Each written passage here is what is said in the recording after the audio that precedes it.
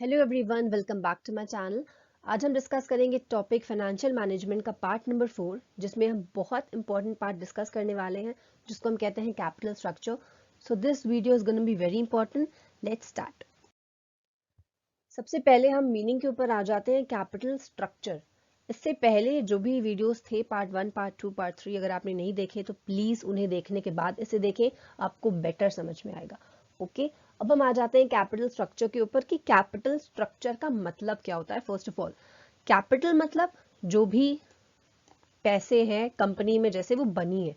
Okay, and structure मतलब कि वो कैपिटल में क्या क्या इंक्लूड है, कहाँ कहाँ से पैसे अरेंज किए गए हैं।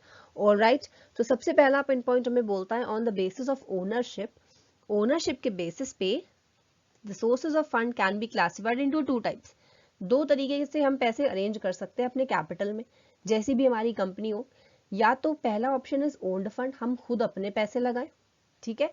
या फिर अगर अपने पैसे कम पड़ जाएं तो फिर हम किसी से बोरो करें। दो ही तरीके हो सकते हैं आपके पास पैसे लगाने के लिए। या तो आपके खुद के जुड़े हुए पैसे हो, that comes under your owned funds.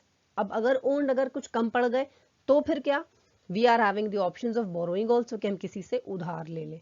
Okay, अब आ जाता है ओन्ड फंड का further bifurcation. Owned fund consist of, अब ओन्ड फंड में क्या क्या चीजें आती हैं, उसमें आता है आपका equity share capital, preference share capital, reserve and surplus, मतलब इसका नाम होता है रिटेन अर्निंग। इसको हम रिटेन अर्निंग भी कहते हैं कि अगर आपने कोई रिजर्व बना के रखा हो जिसमें आप अपनी सेविंग्स इकट्ठा करते हो, या फिर retain earning, it is the same thing. Okay, अगर आपको equity share capital, preference share capital, retain earning का मतलब नहीं पता तो वीडियो इन तीनों के ऊपर, the link is in the description box, आप वहां पर जाकर उसे देख सकते हैं। तो ये तीन कंसिस्ट करते हैं ओन्ड फंड को। ऑलराइट, अब ओन्ड आपको समझ में आ गया। बोरोड फंड्स क्या होते हैं? बोरो मतलब हमने किसी से बोरो किया होगा, तो कैसे कर सकते हैं borrow? In the form of loan. Okay, किसी से लोन लिया होगा। डिबेंचर मतलब किसी को डिबेंचर इशू करके उससे लोन ले लिया होगा। पब्लिक डिपॉजिट, ये सारे टर्म्स आपके डिबेंचर, पब्लिक डिपॉजिट, इनके सबके ऊपर वीडियो बनी हुई है, प्लीज जाकर देख लीजिएगा, क्योंकि यहाँ पर अगर एक्सप्लेन करेंगे it's gonna be too long. तो डिबेंचर, पब्लिक डिपॉजिट, आपका कमर्शियल पेपर, ये सारी की सारी चीजें, commercial bill, ICD, intercorporate deposit, certificate of deposit, ये सारी चीजें आपकी आ जाती है बोरोइंग्स में, क्योंकि हम किसी से बोरो करते हैं। Okay, these may be borrowed from banks. हम कहाँ से बोरो कर सकते हैं? किसी बैंक से करेंगे। कोई हमारा क्रेडिटर होगा, कोई फाइनेंशियल इंस्टीट्यूशन होगा, कोई डिबेंचर होल्डर होगा, या फिर जनरल पब्लिक होगी। Okay, capital structure. अब कैपिटल स्ट्रक्चर का एग्जैक्ट मतलब क्या है? Capital structure refers to the mixture of both owned and borrowed funds. देखिए, किसी भी कंपनी का जो भी टोटल कैपिटल होता है उसमें आप सिर्फ आपने खुद के पैसे लगाओ, ये हमेशा पॉसिबल नहीं है। ऐसा नहीं है कि बिल्कुल इम्पॉसिबल है, ऐसा पॉसिबल हो सकता है कि सिर्फ ओन्ड फंड्स लगे हों, लेकिन कुछ इम्पैक्ट फायदे वाला नहीं देखने को मिलता अगर सिर्फ ओन रहेगा। सिर्फ बोरोइंग रहेगा तो भी कुछ इम्पैक्ट फायदेमंद वाला जो हमको देखने को मिलना चाहिए वो नहीं मिलेगा। कैपिटल स्ट्रक्चर का मतलब है कि आपके कैपिटल में दोनों का मिक्सचर होना चाहिए, ओन का भी, ओन फंड्स का भी, एंड बोरोड फंड्स का भी। Okay, it can be calculated as debt to equity ratio. इसको हम डेट अपॉन इक्विटी से कैलकुलेट करते हैं। डेट मतलब हमारा बोरोड फंड्स, एंड इक्विटी मतलब हमारे ओन्ड फंड, ठीक है। ये याद रखिएगा, डेट जब भी आए समझ लीजिए बोरोइंग है, एंड इक्विटी जब भी आए मतलब ओन्ड फंड, मतलब कि खुद के पैसे। Then come some of the major pin point जो कि बहुत इंपॉर्टेंट है आपको ध्यान से समझना। The cost of debt is lower. अब यहाँ पर हम बोल रहे हैं कि अगर हम डेट लेते हैं, अगर हम उधार लेते हैं, तो the cost of debt is lower, मतलब उधार हमको सस्ते में अरेंज हो जाता है, rather than cost of equity, मतलब शेयर और प्रेफरेंस शेयर, इक्विटी शेयर, इन सब के थ्रू पैसे रेस करना हमको थोड़ा सा महंगा पड़ता है, और बोरो कर लेना हमको थोड़ा सा सस्ता पड़ता है। ये क्यों हुआ, सस्ता क्यों पड़ा?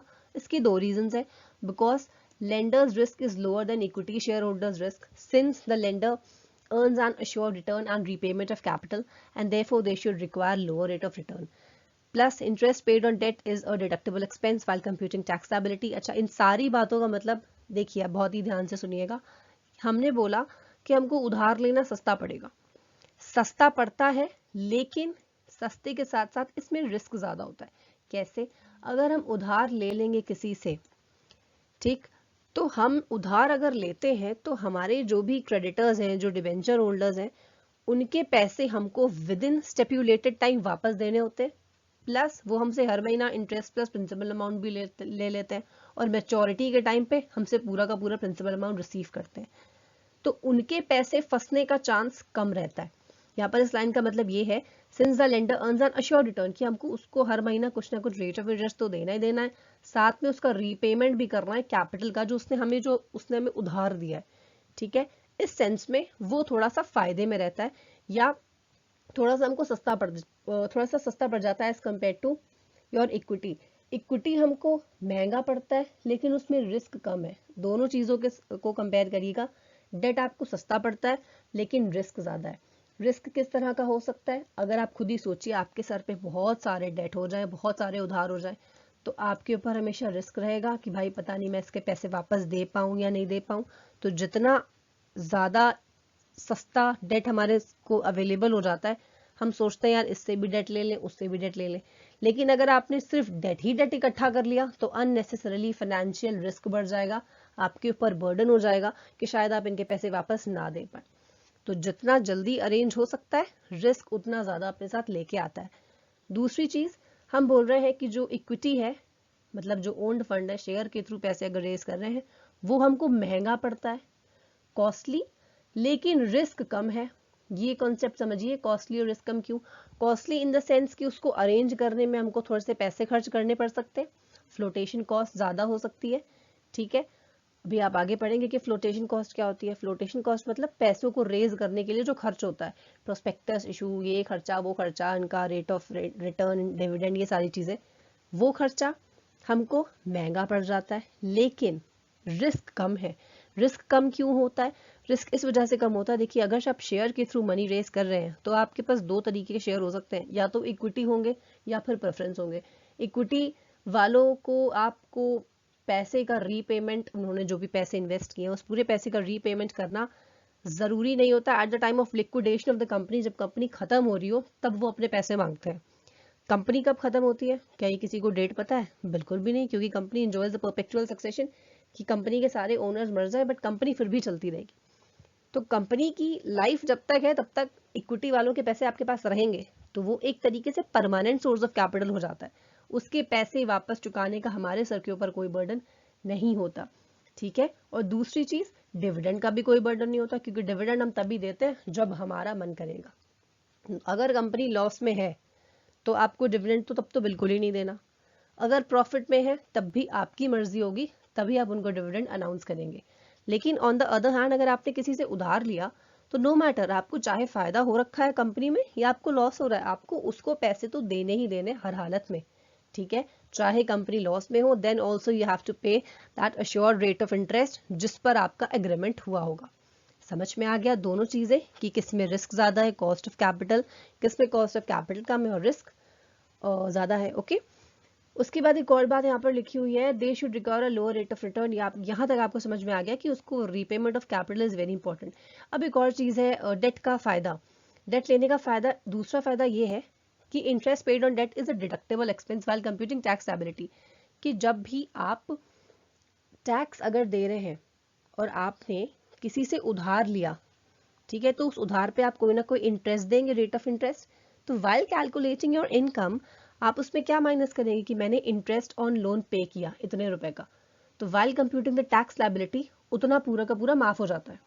ओके, ये as per the income tax act, ये हमको एक छूट मिलती है, एक डिडक्शन मिलता है under section 80C to 80U में डिडक्शंस अलाउ हैं, उसी में ये वाला डिडक्शन मिल जाता है कि हम क्या कर सकते हैं। अगर हमने किसी से बोरो किए हुए हैं पैसे, तो आप खुद ही सोच के देखिए यार, आप ऑलरेडी बेचारे बर्डन में चल रहे हैं, ऑलरेडी बोरोवर है, तो आपको अगर किसी से बोरो किया तो उस पर रेट ऑफ इंटरेस्ट अगर 10% है तो 10% का जो भी अमाउंट आपने दिया होगा वो डिडक्ट हो जाएगा। वो एक तरीके की छूट हमको अलाउ होती है। तो इस तरह से आपको ये सस्ता पड़ता है। ठीक है, अब एक और चीज, इसमें एक और चीज हो सकती है, क्या हो सकती है? वो चीज ये हो सकती है कि जब आप इंटरेस्ट ऑन लोन लिखते हैं तो आप उसको कहाँ शो करेंगे? आप उसको अपने प्रॉफिट एंड लॉस अकाउंट के डेबिट साइड में, क्योंकि वो हमारा एक तरीके का खर्चा होता है, तो खर्चे कम्स डेबिट साइड, तो उसको अगर आप अपने डेबिट साइड में मेंशन करेंगे तो जितने ज्यादा खर्चे प्रॉफिट उतना कम, जितना कम प्रॉफिट उतना कम टैक्स, उस टैक्स में भी आपका इंटरेस्ट पेड डिडक्ट हो रहा है while computing the income tax. यहाँ पर while computing the net profit, जहाँ पर हम अभी फाइनेंशियल अकाउंट्स की बात कर रहे हैं, पीएनएल अकाउंट में, प्रॉफिट एंड लॉस अकाउंट में आप अपने इंटरेस्ट को डेबिट साइड पर शो करेंगे और उसको जितना ज्यादा इंटरेस्ट ऑन लोन देंगे उतना कम, जितना ज्यादा खर्चा आएगा, जितना ज्यादा खर्चा उतना कम नेट प्रॉफिट, जितना कम नेट प्रॉफिट उस हिसाब से आपकी बैलेंस शीट फर्दर बनेगी। उसके बाद उसी प्रॉफिट के ऊपर आपका जो भी आपने साल भर कमाया उसके ऊपर जो टैक्स लगेगा वहां पे भी छूट मिल जाती है। तो इन दो तरीकों से हमको जो डेट है, उधार है, हमने बोला कि हमको सस्ता पड़ता है। समझ में आ गया? यहां तक आपको समझ में आ चुका है। उसके बाद एक और बात लिखी हुई है, whereas dividends are paid out of after tax profit. लेकिन आपने अगर इंटरेस्ट दिया है तो वो तो हमने बोल दिया कि छूट में आपका माफ हो जाता है वाइल कंप्यूटिंग इनकम टैक्स, लेकिन डिविडेंड अगर आप दे रहे हैं तो वो आपका माइनस नहीं होता। क्यों? अब आप खुद सोचिए, थोड़ा सा दिमाग लगाइए। अगर आप किसी को डिविडेंड बांट रहे हैं अपनी कंपनी में तो इट इज क्वाइट ऑब्वियस कि आप फायदे में चल रहे होंगे, ठीक है, क्योंकि डिविडेंड बांटना इज अगेन हमारी मर्जी। और नो मैटर अगर हम प्रॉफिट में भी हो तब भी हमारा मन कि हम बांटे या नहीं, लेकिन कंपनीज डिस्ट्रीब्यूट करती हैं जब वो प्रॉफिटेबल कंडीशन में होती है। तो अगर आप प्रॉफिट में हो तभी आप डिविडेंड बांटोगे। इस वजह से डिविडेंड के ऊपर कोई भी डिडक्शन अलाउ नहीं है और वो आपको पे करना होता है आफ्टर टैक्स। मतलब टैक्स उसमें से प्रॉफिट पहले आपका निकलेगा, उसमें से आपका टैक्सेशन माइनस होगा, 30% टैक्स, जितना भी टैक्स है उस प्रॉफिट में से 30% टैक्स माइनस हो जाएगा। उसके बाद आप डिविडेंड दीजिए। समझ में आया? अगर पहले डिविडेंड दे देंगे तो फिर क्या होगा, कम आपका प्रॉफिट आएगा और कम प्रॉफिट पे फिर 30% और कम लग जाएगा। इस वजह से जो भी प्रॉफिट आपका आता है एग्जैक्ट, उसके ऊपर पहले टैक्स दो, उसके बाद आप डिविडेंड बांटते रहिएगा। समझ में आ गया? इस वजह से यहाँ पर हमने बोला कि डेट हमको थोड़ा सा सस्ता पड़ता है एज कंपेयर टू इक्विटी। अब दूसरी लाइन लिखी हुई है, increase use of debt directly to low the, इसका मतलब ये है कि अगर आप ज्यादा डेट का यूज करेंगे, ठीक है, तो आपका कॉस्ट ऑफ कैपिटल कम हो जाएगा। मतलब अच्छा, ये इस बात को समझने की एक लिमिट तक, ठीक है। आप अगर आपसे कहा जाए कि भाई देखो डेट के इतने सारे फायदे हैं, तो आप बिल्कुल ये मत सोचिएगा कि तो इसका मतलब है कि फिर हम अपना पूरा कैपिटल डेट के बेसिस पे बना ले। ऐसा बिल्कुल भी नहीं है। सिर्फ एक लिमिट तक ही आपको डेट का यूज करना है अपने कैपिटल स्ट्रक्चर में। अगर वो लिमिट क्रॉस होती है तो आपके प्रॉफिट्स नेगेटिव में जाएंगे, ठीक है, अर्निंग पर शेयर नेगेटिव में जाएगी, जो कि अभी हम आगे पढ़ेंगे। अब दूसरी बात लिखी हुई है, debt is cheaper but riskier. Debt cheap तो है लेकिन रिस्की क्यों है? क्योंकि हमको हर महीना payment of interest and return of principal amount देना है, which is obligatory, no matter आपको फायदा हो, नो मैटर आपको लॉस हो। अगर आप उसके पैसे डिफॉल्ट करेंगे, अगर आप पेमेंट इंटरेस्ट का नहीं देंगे तो कंपनी बंद हो जाएगी। क्यों? फिर आ जाएंगे आपसे पैसे मांगने, भाई पैसे दो पैसे दो, पैसे नहीं दिए तो फिर जाके केस कर देंगे, फिर आपके लिक्विडेटर आएगा, कंपनी लिक्विडेट कर देगा, सारे असेट्स बेचेगा और इन लोगों को पैसे दे देगा, ठीक है, ये हो सकता है। लेकिन अब डेट का नुकसान भी आपने पढ़ लिया कि जितना ज्यादा डेट यूज करोगे एक लिमिट से, तो फाइनेंशियल रिस्क उतना ही बढ़ेगा ना, कि हमको हमारे सर पे तो बर्डन ही रहेगा, भाई इसको भी पैसे देने हैं, उसको भी पैसे देने हैं। तो जितने ज्यादा डेट का यूज उतना ज्यादा payment obligation, and that too external payment obligation. उसके बाद hence capital structure affects both the profitability and financial risk. इस वजह से कैपिटल स्ट्रक्चर बहुत ही ध्यान से बनाना चाहिए, क्योंकि वो हमारी प्रॉफिटेबिलिटी को अफेक्ट करता है along with the financial risk. अगर ज्यादा बोरो कर लिया तो फाइनेंशियल रिस्क बढ़ जाएगा। ये पूरा कॉन्सेप्ट आपको समझ में आ गया? Let's move on to the next topic. अब ये एक कंपनी का प्रैक्टिकल एग्जांपल है जिसमें आपको ये समझ में आएगा कि हमको डेट मतलब उधार कौन सी लिमिट तक यूज करना है। ओके, क्योंकि एक हद तक यूज करने में ही हमको फायदा है, उसके बाद हमको लॉस हो जाएगा। क्लियर? बहुत ही ध्यान से सुनिएगा। ये एक कंपनी है जिसका नाम है कंपनी एक्स। टोटल फंड इसके पास कितने हैं? 30 लाख रुपए के। ओके, रेट ऑफ इंटरेस्ट कितना, मतलब किसी से अगर बोरो किया होगा तो उसका रेट ऑफ इंटरेस्ट कितना दे रहे हो? 10% per annum. Tax rate, taxation rate क्या चल रहा है? It is 30%। ईबीआईटी मतलब earning before interest and taxes, मतलब इंटरेस्ट, ये जो ऊपर आपने रेट ऑफ इंटरेस्ट पढ़ा, ये देने से पहले और टैक्स रेट देने से पहले कितना टोटल प्रॉफिट है? प्रॉफिट इज 4 लाख रुपए। ओके, ईबीआईटी मतलब earning before interest and taxes, आपकी कमाई इंटरेस्ट और टैक्स देने से पहले कितनी है। इसको हम profit before interest and taxes भी बोलते हैं, सो डोंट गेट कंफ्यूज। अब आ जाती है डेट की सिचुएशन। सिचुएशन ए में देखिए कोई भी उधार इस कंपनी ने नहीं लिया। जब कोई उधार नहीं लिया होगा तो मतलब क्या इस बात का कि पूरे पैसे कहाँ से अरेंज किए होंगे 30 लाख रुपए? पूरे पैसे इसके खुद के होंगे, इक्विटी ओन्ड फंड। ओके, तो मतलब पहले सिचुएशन में नो बोरोइंग। ऑलराइट, फिर देखिए सिचुएशन नंबर 2 में 30 लाख रुपए में से 10 लाख रुपए बोरो कर लिए। 30 लाख में से बोरो कितना किया है? 10 लाख। ओके, तो इक्विटी कितना होगा? 20 लाख रुपए का। Clear? Come to your third situation. Third situation में डेट कितने रुपए का है? 20 लाख रुपए का, और टोटल फंड कितने हैं? 30। तो मतलब इक्विटी कितने की हुई? 10 लाख रुपए की। बोरो कितना दिखा रहा है? इट इज 20 लाख का बोरोइंग। यहां तक आपको समझ में आ चुका है। अब हम इसको सॉल्व करेंगे और देखेंगे कि कौन सी लिमिट तक डेट यूज करना इज प्रॉफिटेबल। EBIT मतलब earning before interest and taxes, जो आपने ऊपर पढ़ा, देखिए सब में 4 लाख 4 लाख 4 लाख सब में सेम रहेगा। ओके, उसके बाद देखिए इंटरेस्ट, रेट ऑफ इंटरेस्ट मतलब आपने अगर किसी से उधार लिया है तो उसको 10% पे रिटर्न करोगे। फर्स्ट सिचुएशन में क्या कोई उधार था? बिल्कुल भी नहीं, देखिए नील लिखा हुआ है डेट में, तो नील रहेगा। सेकेंड सिचुएशन में उधार कितने का था? 10 लाख रुपए का। ये तो आपने 10 लाख रुपए का 10% लगाएंगे, कितना आ जाएगा? 1 लाख रुपए, माइनस कर देंगे। उसके बाद थर्ड सिचुएशन में देखिए उधार कितने का है? 20 लाख रुपए का। 20 लाख का 10% कितना? 2 लाख, इसको भी हम माइनस कर देंगे। 4 लाख में से निल गया तो 4 लाख बच गए, 4 लाख में से 1 लाख गया तो 3 लाख बच गए, 4 लाख में से 2 लाख गए तो 2 लाख बच गए। ये क्या आया? ये EBT है, मतलब अर्निंग बिफोर टैक्स। EBIT में से हमने इंटरेस्ट माइनस कर दिया।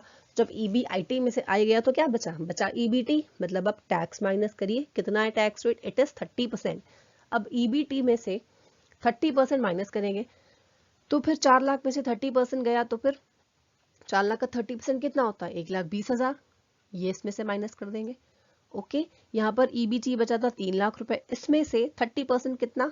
90,000, वो माइनस कर देंगे। यहाँ 2 लाख रुपए था EBT, उसमें से 30% मतलब कितना? 60,000, वो माइनस कर देंगे।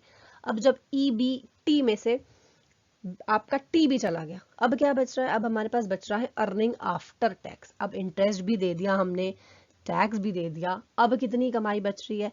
अब जो कमाई बच रही है वो सिचुएशन नंबर ए में इट इज 2,80,000, 2,10,000 एंड 1,40,000।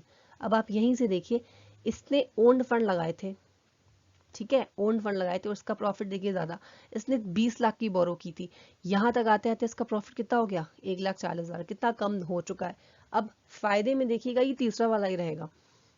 अब number of shares rupees 10 each, यहाँ पर अब आप थोड़ा सा, यहाँ पर थोड़ा सा कॉम्प्लिकेटेड है, बहुत ही ध्यान से सुनिएगा।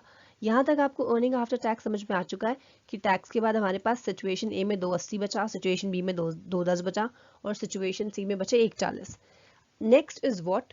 अब हमको अपने शेयर होल्डर निकालने हैं कि हमारे कितने शेयर होल्डर हैं। शेयर होल्डर कैसे निकलेंगे?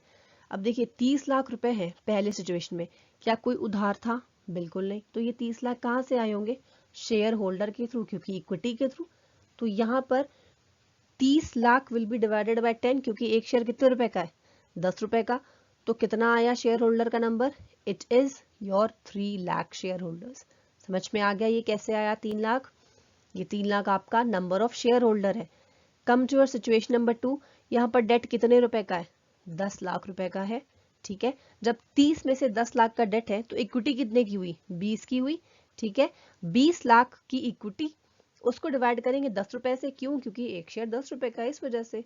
तो जब हम डिवाइड कर देंगे तो आंसर कितना आएगा? The number of share holders is 2 lakh in the situation number 2।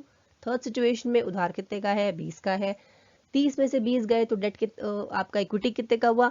10 lakh का हुआ। ओके, 10 लाख को 10 रुपए से डिवाइड कर देंगे, कितना आ जाएगा? 1 लाख, मतलब 1 लाख शेयर होल्डर। क्लियर? समझ में आ गया यहाँ तक? इसके बाद आपको EPS निकालना पड़ता है। EPS का फॉर्मूला क्या है? EPS का formula is your earning after tax upon number of equity share, EAT। ये इसको प्लीज मुझे एक्सक्यूज करिएगा, ये बहुत टेढ़ा टेढ़ा सा है। EAT मतलब earning after tax upon number of share holder. Earning after tax कहाँ निकली हुई है? ये, ठीक है। 2,80,000 को हमें डिवाइड करना है नंबर ऑफ शेयर होल्डर से। शेयर होल्डर कितने हैं? 3 लाख। तो 2,80,000 upon 3 lakh is equal to 0.93। 2,10,000 upon 2 lakh is equal to 1.05। 1,40,000 upon 1,00,000 is equal to 1.40। अब ये बताइए ईपीएस मतलब अर्निंग पर शेयर, हर एक शेयर पे कितनी कमाई हो रही है। देखिए पहली सिचुएशन में जिसने सारे के सारे पैसे खुद से अरेंज किए थे उसका ईपीएस है 0.93। दूसरी सिचुएशन में जिसने 10 लाख रुपए का डेट लिया था उसमें ईपीएस इज 1.05। तीसरी सिचुएशन में जिसने सबसे ज्यादा उधार लिया था उसका ईपीएस इज 1,40,000 सॉरी 1.40। ये क्या हुआ, ये कैसे हो सकता है? ये अब आप देखिए खुद ही सोचिए, जितना ज्यादा डेट उतना ज्यादा फायदा हमको हो सकता है, लेकिन एक लिमिट तक। वो लिमिट कैसे हमें पता चलेगी? वो लिमिट आपको पता चलेगी, उसका एक फॉर्मूला है। The formula is return on investment का फॉर्मूला। क्या है? रिटर्न ऑन इन्वेस्टमेंट का फॉर्मूला है इज इक्वल टू EBIT,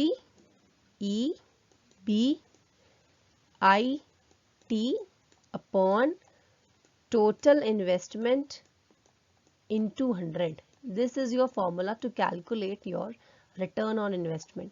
इसको आप कैलकुलेट करिए। EBIT कितना है? EBIT आपका 4 लाख रुपए है, 4 लाख ऊपर रहेगा। ओके, टोटल इन्वेस्टमेंट आपने कितने रुपए की करी है, टोटल फंड आपने कितने रेस करे, तो TI में आपका क्या आ जाएगा? 30 लाख रुपए। Okay, into 100। जब आप 4 lakh EBIT upon 30 lakh total investment into 100 करेंगे तो रेट ऑफ इंटरेस्ट जो आएगा वो आपका आएगा 13.3%। ओके, ये जो 13.33% आया ये आपका रिटर्न ऑन इन्वेस्टमेंट है। ओके, अब ये बताइए बाहर जो आपने डेट लिया है उस पर कितना रेट ऑफ इंटरेस्ट दे रहे हैं? दे रहे हैं 10%। और रिटर्न कितना कमा रहे हैं? 13%। अब बताइए जब तक आपका रिटर्न रेट ऑफ इंटरेस्ट से ज्यादा रहेगा उस सिचुएशन तक आप डेट यूज करिए, आप फायदे में रहेंगे। समझ में आ रहा है? उस सिचुएशन के बाद अगर आपने डेट यूज किया तो आप नुकसान में चले जाएंगे। एक्सटर्नल बोरोइंग का रेट ऑफ इंटरेस्ट 10% है और आपको अपने इन्वेस्टमेंट पे जो रेट ऑफ रिटर्न मिल रहा है वो 13% है। तो जिस सिचुएशन तक your return on investment is greater than your external rate of interest, उस केस तक आप डेट को बढ़ाइए। जैसे ही इसका उल्टा हो जाता है डेट बढ़ाना कम कर दीजिए, वरना फिर नुकसान में चले जाएंगे। समझ में आ गया यहाँ तक? Let's move on to the next example, आपको और अच्छे से समझ में आ जाएगा। This is your next example. यहाँ पर हमको बोला जा रहा है the proportion of debt in the overall capital is also called financial leverage. की मतलब इस बात का ये है कि पूरे डेट में, पूरे उधार में जो पूरा कैपिटल स्ट्रक्चर है उसमें आपका कितना उधार है, जितना ज्यादा रहेगा उतना ज्यादा फाइनेंशियल लिवरेज रहेगा, जितना कम रहेगा उतना कम लिवरेज रहेगा। As a financial leverage increases, जैसे जैसे फाइनेंशियल लिवरेज बढ़ता है वैसे वैसे कॉस्ट ऑफ फंड डिक्लाइन होती है। क्यों?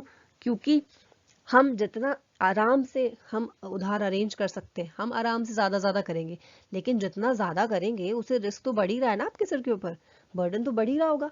ओके, अब सेम सिचुएशन है यहाँ पर विद एग्जाम्पल नंबर 2, लेकिन यहाँ पर हम क्या करेंगे, यहाँ पर थोड़ा सा एक डिफरेंस कर दिया गया। यहाँ पर EBIT को चेंज करके 2 लाख रुपए दे दिया गया है। ठीक है, बाकी सारी की सारी चीजें बिल्कुल सेम है। टोटल फंड्स आपके 30 लाख रुपए के हैं, रेट ऑफ इंटरेस्ट 10% है, टैक्स रेट 30% है, EBIT 4 लाख है। सॉरी, बस इस 4 को आप 2 कर लीजिए। ठीक है, 4 लाख की जगह it is 2 lakh now. Debt situation number 1 में कोई डेट नहीं लिया, 2 में 10 लिया है, 3 में 20 लिया है।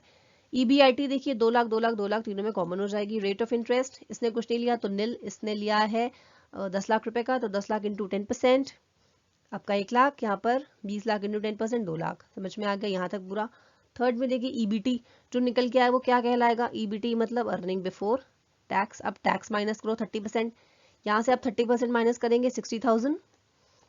ठीक है, यहाँ से आप EBT 2 लाख का 30% माइनस करेंगे, सॉरी 1 लाख का 30% माइनस करेंगे, कितना बचा? 70%। उसके बाद यहाँ पर निल, तो निल का निल ही रहेगा।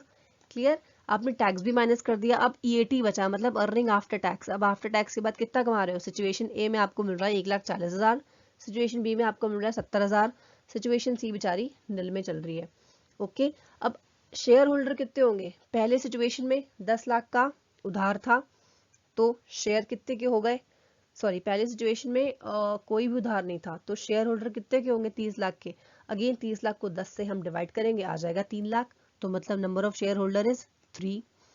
सिचुएशन नंबर 2 में 10 लाख का डेट है, तो शेयर होल्डर कितने के हुए, 20 लाख के, तो 20 lakh will be divided by 10 share, तो कितना आ जाएगा, 2 लाख रुपए।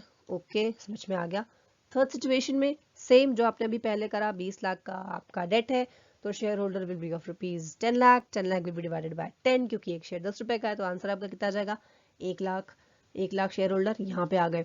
ईपीएस निकालने का क्या फॉर्मूला आपको बताया था, EAT upon number of share holder.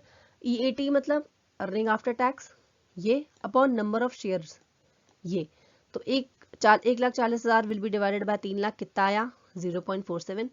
70,000 divided by 2 lakh, कितना आया, 0.35। यहाँ पर नील का नील ही रहेगा। तो अब आप देखिए सिचुएशन नंबर 1 में जिसने बिल्कुल डेट नहीं यूज किया था उसका 0.47 है। सिचुएशन नंबर 2 में जिसने डेट यूज किया था 10 लाख का, उसका 0.35 है। थर्ड सिचुएशन में जिसने 20 लाख रुपए का डेट किया था उसका नील है। ये क्या हो गया, अब देखिए बिल्कुल उल्टा हो चुका है। ये कैसे हुआ, अब अगेन हमको एक लिमिट तक यूज करना है, और वो लिमिट आपकी कैसे पता चलेगी, रिटर्न ऑन इन्वेस्टमेंट के फॉर्मूला से। फॉर्मूला क्या है रिटर्न ऑन इन्वेस्टमेंट का, formula ROI is equal to EBIT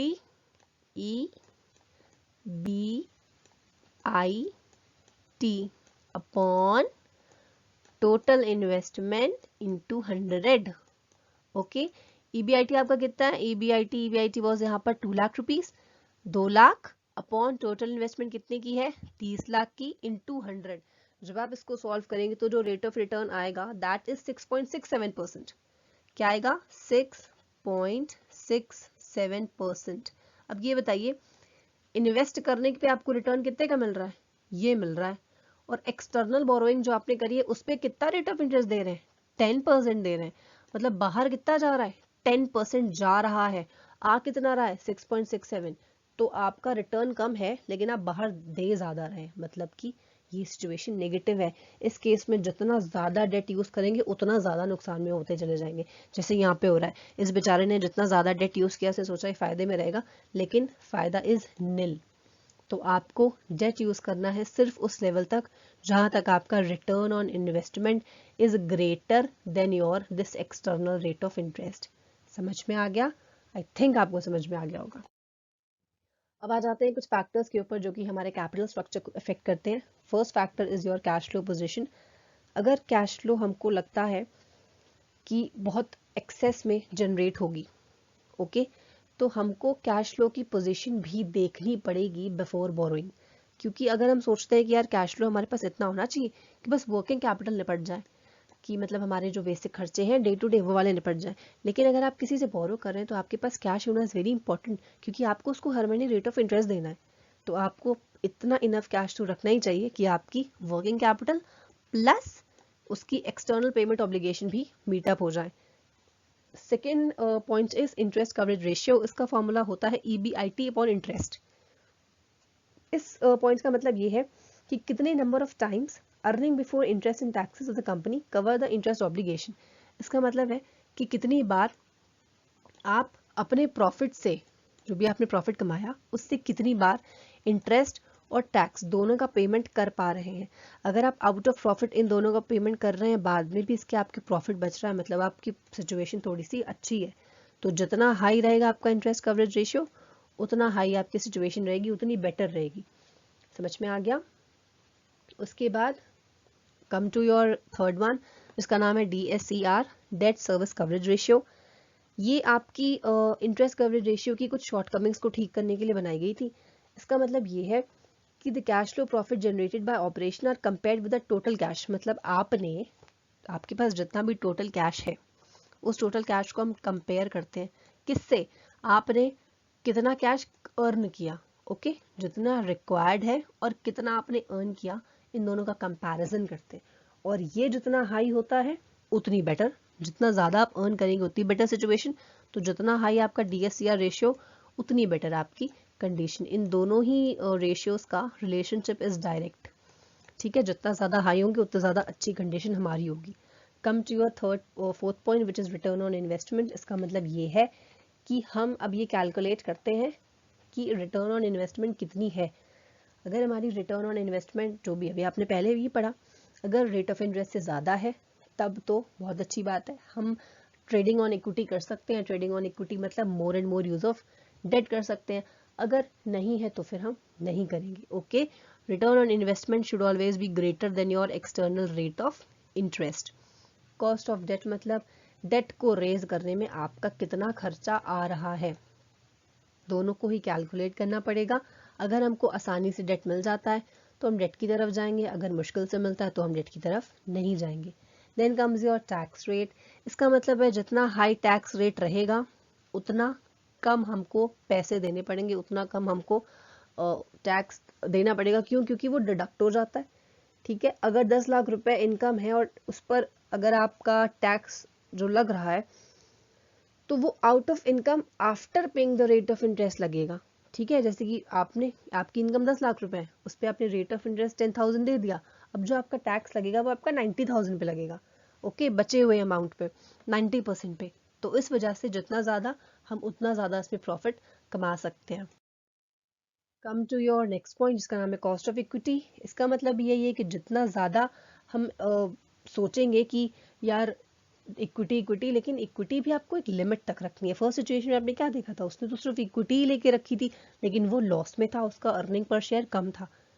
अगर आप ईपीएस बढ़ाना चाह रहे हैं तो आप डेट को फॉलो करें, लेकिन अगेन वही बात, डेट को सिर्फ उस हद तक फॉलो करना है जब तक आपका ईपीएस बढ़ रहा हो। जैसे ही ईपीएस गिरने लग जाए तुरंत डेट को छोड़ दीजिए। फ्लोटेशन कॉस्ट मतलब वो वाला खर्चा जो हमारा पैसे को रेस करने के लिए आता है। अगर किसी सोर्स में पैसे ज़्यादा खर्च हो रहे हैं तो हम उस सोर्स की तरफ नहीं जाएंगे। अगर किसी सोर्स को में से हम पैसे जल्दी अरेंज कर पा रहे हैं कम खर्चे में तो हम उस सोर्स की तरफ चले जाएंगे। रिस्क कंसिडरेशन मतलब अगर फाइनेंशियल रिस्क, देखिए फाइनेंशियल रिस्क अगर ज़्यादा है तो हम ऑलरेडी अगर फाइनेंशियल रिस्क में है तो हम फिर डेट की तरफ नहीं जाएंगे। ठीक है, अगर हम ऑलरेडी बिजनेस रिस्क में है, बिजनेस रिस्क मतलब आपके पास अपनी फिक्स्ड ऑपरेटिंग कॉस्ट बहुत ज़्यादा है, मतलब आपके ऊपर खर्चे अभी आपके डे टू डे वाले जो फिक्स्ड एसेट्स के ऊपर होते हैं जैसे कि फ्यूल का खर्चा, इलेक्ट्रिसिटी, ये सारी चीज़ें बहुत ही ज़्यादा है। बिजली का बिल और जहाँ आप काम करते हैं फैक्ट्री का बिल वो सब बहुत हाई है। तो जितना ज़्यादा हाई आपके ऊपर ऑब्लिगेशन होगी उतना हाई बिजनेस रिस्क होगा। अगर बिजनेस रिस्क आपके ऊपर ऑलरेडी हाई है तो आप क्या फाइनेंशियल को भी अफोर्ड कर सकते हैं कि भाई फाइनेंशियल रिस्क भी ले आओ, अब हम बोरोवर भी बन जाएंगे?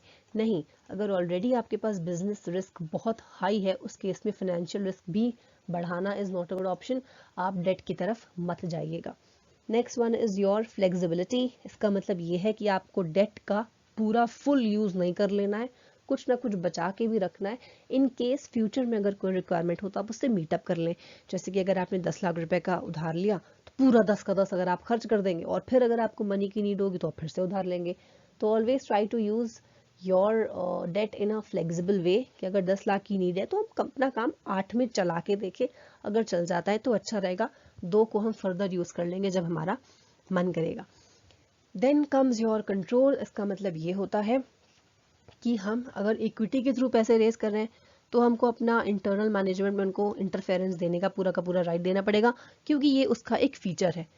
तो ये भी डिसाइड कर लीजिए, अगर आप उनको कंट्रोल देना चाह रहे हैं तो इक्विटी के थ्रू मनी रेज करिए, वरना फिर go for the debt. Then comes your regulatory framework. इसका मतलब ये है कि क्योंकि जो सिक्योरिटीज मार्केट होती है, जो आपका शेयर डिबेंचर की मार्केट होती है, that comes under the purview of your securities and exchange board of India, मतलब कि सेबी। तो आप अगर शेयर डिबेंचर के थ्रू मनी रेज कर रहे हैं तो आपको सेबी की सारी गाइडलाइंस माननी पड़ेंगी, उनके रूल्स एंड रेगुलेशंस मानने पड़ेंगे। Then comes your stock market condition. अगर स्टॉक मार्केट कंडीशन बहुत अच्छी चल रही है देन गो फॉर इक्विटी, अगर बुरी चल रही है then don't go for equity. ये अभी हम पढ़ेंगे इन द नेक्स्ट स्लाइड। अब हम आ जाते हैं बहुत ही इंपॉर्टेंट डिस्टिंक्शन के ऊपर, which is the distinction between your bullish phase and bearish phase.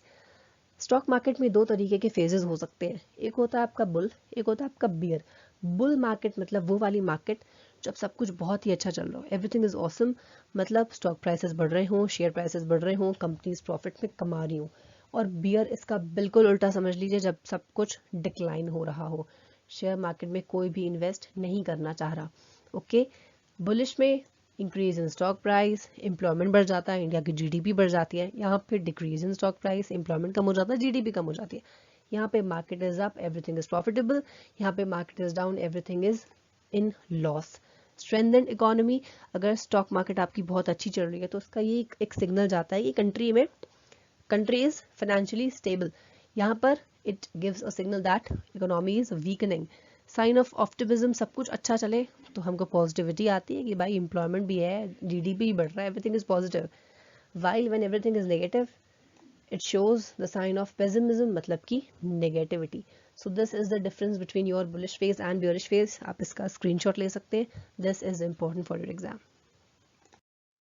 All right, thank you everyone for watching the video. I hope आपको समझ में आ गया होगा. In case of any doubt, you may mention it in the comment box. और thank you, ये video थोड़ी सी बड़ी हो गई है, आपने आई होप सो एंड तक देखा और आपको बहुत हेल्पफुल भी रही हो. Thank you again and may God bless you.